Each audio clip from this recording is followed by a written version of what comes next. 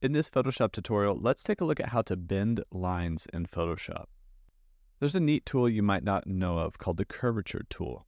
If we click on the pen tool, we'll find the curvature pen tool. Now we can create paths that have curves very easily with the curvature pen tool. So once we have that tool selected, we can select whether or not we're making a path or a shape. In this case, why not make it a shape? We can click out here to start. Click again and it creates another point.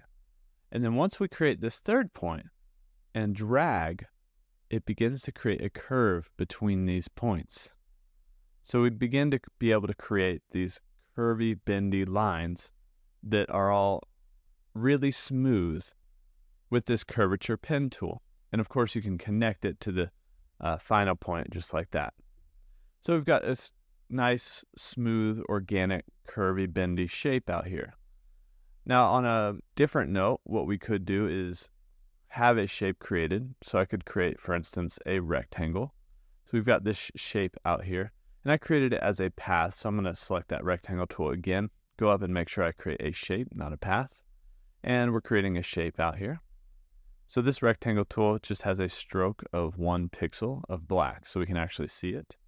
Now, if I grab that curvature pen tool and I click and drag anywhere between here, I can actually curve that path or bend the line. It's going to tell me that it's going to take that live shape and turn it into a regular path. That's fine with me, so I will click yes on that. So anywhere between here with the curvature pen tool, you can take these points, move them around, and just tweak the shape however you'd like. So as you move these points, the curves bend with it. And so you can literally bend these lines just by clicking and dragging or adding more points to add more curves in between here. So with the curvature pen tool, you can bend the lines super easy here in Photoshop.